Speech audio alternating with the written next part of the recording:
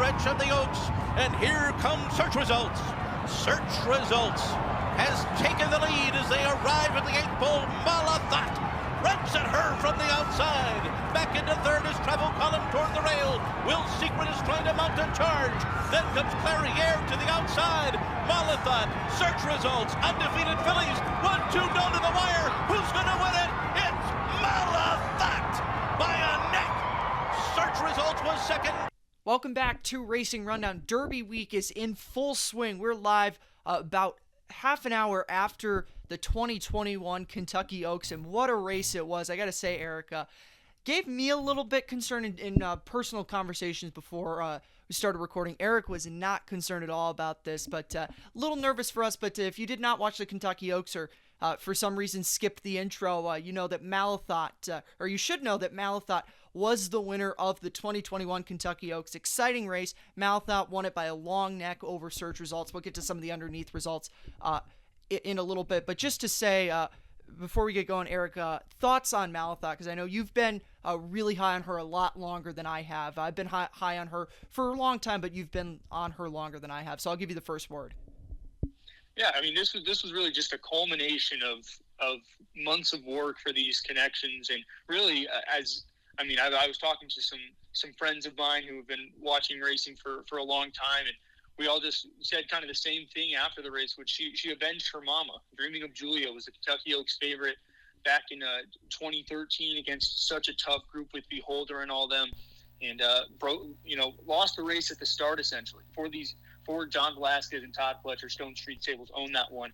And this filly just is a spitting image of Dreaming of Julia, and for her to win this race is, avenges that loss. And just, listen, the hype's always been here with this filly. I bought in from the get-go with her. I'm a person that really tries to find those diamonds in the rough. No one ever saw them, but I did not care with Malathaat. She is just the definition of class, has been since breaking her maiden last year, and she just does everything right. And what a performance this was. There were some scary moments. We're going to dive into that, of course, but at the end of the day, her class and talent pulled through here. And this is a legend in the making. I texted Jack that right after the race, and I hold it firmly. This is a filly we're going to be talking about for a long time in racing history. And that's definitely something that I'll second. And looking at Malathaat, Eric's absolutely right. This has been just a fantastic body of work for her, undefeated, and she's never gonna be that kind of horse that's gonna win races by open length. She did that a little bit early in her career. If you specifically, if you go back and watch the Tempted, but especially now, last three races, and she's had trouble in last three races, trouble that she's been able to overcome, but still a little bit of trouble there, and. It really doesn't matter with Malathaat at this point. She may not win races by a ton of lengths, but she's going to do it impressively. And even though the numbers may not come back great on this, and I said this to Eric because neither of us are huge believers in speed figures being the end-all, be-all. This is a win for people like us who value the eye test and value the past performances chart more so than the analytics of horse racing. Yeah, absolutely. And, the number on this race may not come back the biggest in the world, and that's not really what's going to matter, because every single time this filly runs and does her thing, she just wants to win at the end of the day. The margin of victory isn't there. Not to mention, she's facing such tough fillies in this race. We'll talk about who she beat, of course, in a moment, but just no matter who shows up, she's willing to beat them. And that's just that. So she's not going to, blow you away. She's not going to win by American Pharoah kind of margins, but she's going to put on a show every time and come and get them late. She knows where the wire is. So, yeah, the speed figure might not come back the strongest. It'll probably be decent, maybe a career high for her based off some of her other performances, but it's not going to break any records. But at the end of the day, we came into this race, Search Results had the best figures. She had some great races, but at the end of the day, the classiest filly in the race was always going to be Malathaat, and she proved that in winning the Oaks.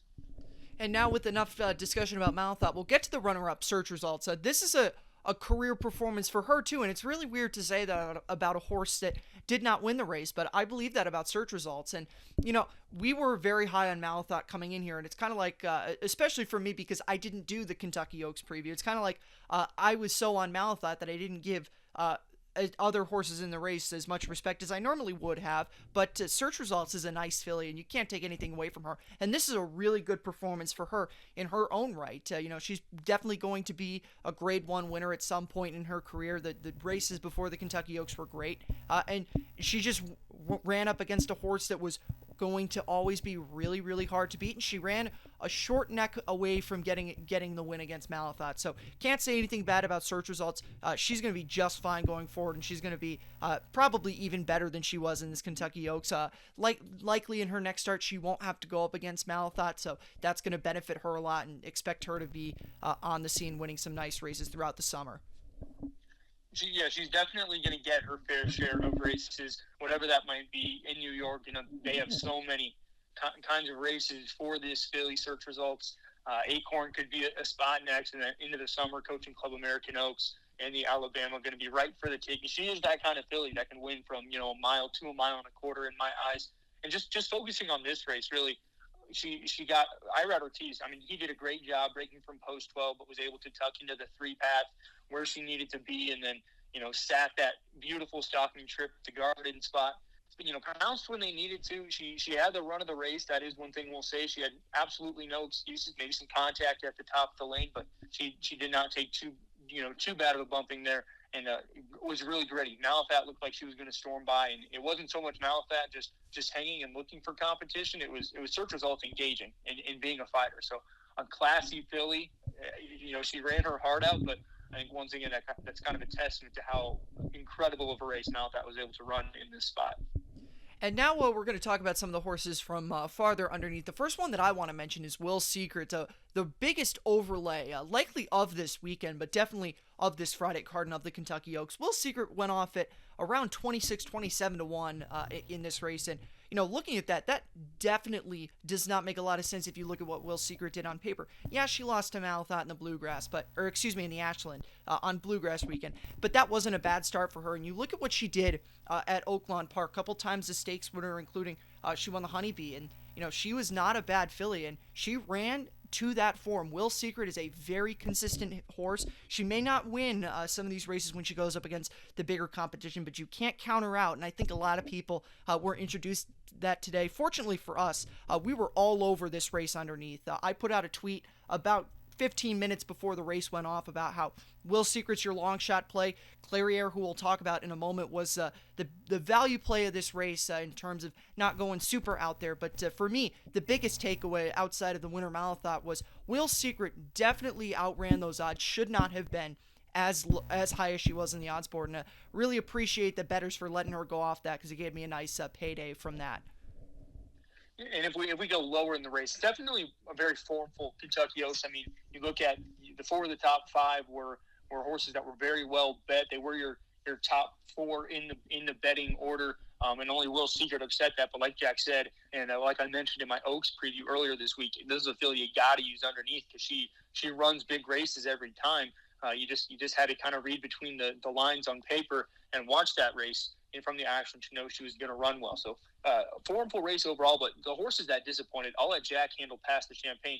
For me, the only horse in this race that's really a horse I can't find a strong excuse for is Crazy Beautiful. She did take some bumping at the start, which kind of relates back to Past the Champagne and a bit to Travel Column, but for Crazy Beautiful, she she got the perfect trip. There was nothing really that went wrong for her in terms of her setup where she wanted to be. Now, the pace wasn't necessarily there for her, but Crazy Beautiful has never been hindered by that. But nevertheless, never really showed a kick. I wasn't overly high on her coming into the race, but given she was one of the more well bet horses in the bunch, for her to run 10th and not really factor at any point, certainly a disappointment to the public. Very much so. So Crazy Beautiful, really the only horse I can find that was a disappointment for no real reason in the Oaks.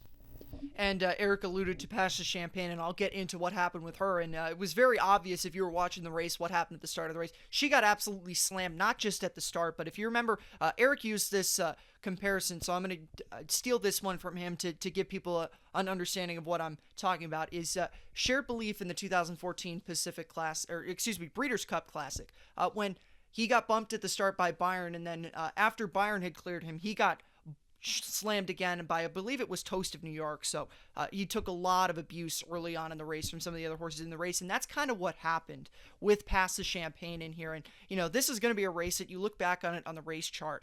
This is going to be a complete line through race. Over on our podcast, we do a segment each week, buy, sell, hold, and our hold category is for horses that ran poorly in a race, but ran poorly for reasons that can be understandable, and you're not going to never want to use that horse again. Pass the Champagne ran a really credible race to Malathaat, behind Malathaat, I should say, in the Ashland. Probably shouldn't have been as well bet as she was. That was one of the other big surprises. But still, you can't take her run in the Ashland away from her, and she's definitely going to be a horse that is a lot better than the 12th place finish on the odds board shows. So she's definitely another one.